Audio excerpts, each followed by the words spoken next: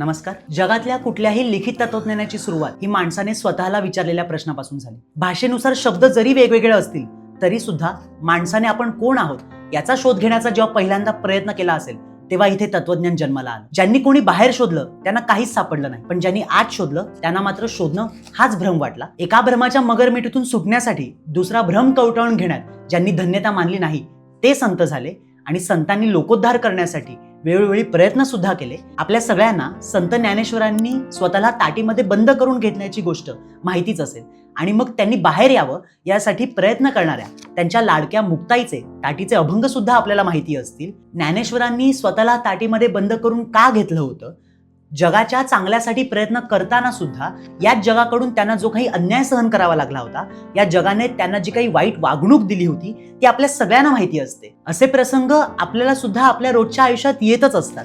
म्हणजे आपण एखादी चांगली गोष्ट करायला गेलो, या जगाच्या भल्यासाठी काहीतरी करायला गेलो, अशी भूमिका घेऊन जरी आपण या जगात वावरत असलो तरी सुद्धा या जगाकडनं आपल्याला कायम त्रासच सहन करावा लागत असतो. हा आपल्या मनाला होणारा त्रास एकदा का पराकोटीला गेला की एका बाजूला आपल्या वैयक्तिक आयुष्यामध्ये उद्विग्नता आणि नैराश्य तर थैमान माजवतच असतं, पण दुसऱ्या बाजूला आपल्या मनामध्ये प्रचंड असा न्यूनगंड निर्माण होत असतो आणि या सगळ्या जगाच्या पसाऱ्याला शाप देणं हा अट्टहास आपल्या मनामध्ये उत्पन्न होत असतो. पण हे सगळं होत असताना या जगातल्या समस्यांमुळे किंवा वैयक्तिक आयुष्यामुळे आपल्याला आपल्या आयुष्यामध्ये कितीही त्रास होत असला तरी बहिर्मुख होण्यापेक्षा जर आपल्याला अंतर्मुख होता आलं तर आपल्याला पडलेल्या प्रश्नांची उत्तरं बाहेर शोधण्यापेक्षा ती प्रश्नांची उत्तरं आपल्याला स्वतःच्या मनाला विचारून आपलाची वाद आपणाशी म्हणत आपल्याला स्वतःच या प्रश्नांची चिकित्सा करता आली तर ज्ञानेश्वरांना जसे वाईट प्रसंग सोसावे लागले तसे वाईट प्रसंग आपल्याला सुद्धा आपल्या आयुष्यात येतच असतात.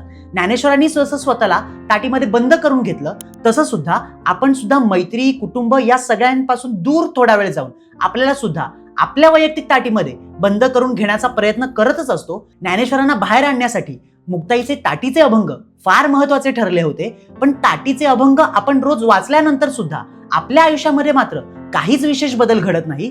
या सगळ्याचं महत्वाचं कारण जर कुठलं असेल तर ज्ञानेश्वर एकदा का ताटीमध्ये बंद करून स्वतःला घेतल्यानंतर, त्यांनी प्रश्नांची उत्तरं शोधल्यानंतर, त्यांना ती उत्तरं मिळाल्यानंतर, योग्य अयोग्याची चिकित्सा केल्यानंतर त्यांना पुन्हा त्या ताटीमध्ये स्वतःला बंदिस्त करून घेण्याची इच्छा होत नाही. आपल्याला मात्र त्या ताटीमध्ये पुन्हा पुन्हा जावंसं वाटतं. आपल्याला जो काही त्रास होतोय त्या त्रासामध्ये रमण्याच्या कल्पना या आपल्याला आवडत असतात, म्हणून तो त्रास आपल्याला अधिकाधिक होत असतो. पण एकदा का या सगळ्याची उत्तरं आपल्याला शोधण्यासाठीचं बळ आपल्याकडे आलं तर स्वतःची पोलखोल करायला आपण तयार राहू. आणि ज्ञानेश्वरांनी जसं ताटीमध्ये स्वतःला बंदिस्त करून घेतलं होतं, मुक्ताईने सांगितलेल्या ताटीच्या अभंगांच्या एकतर्फी संवादानंतर ज्ञानेश्वर बाहेर यायला मोकळे होतात. पण ते येत असताना स्वतःमध्ये ते चिडही ठेवत नाहीत, उद्विग्नताही ठेवत नाहीत, नैराश्यही ठेवत नाहीत. त्या ताटीमध्ये स्वतःला बंदिस्त करून घेत असताना ज्ञानेश्वरांना त्या जगाबद्दल राग असेलही, स्वतःबद्दल सुद्धा तो राग असेल, स्वतःबद्दलची चीड असेल, उद्विग्नता असेल, पण ताटीतनं बाहेर येताना मात्र त्या चीडचं पसायदान होतं.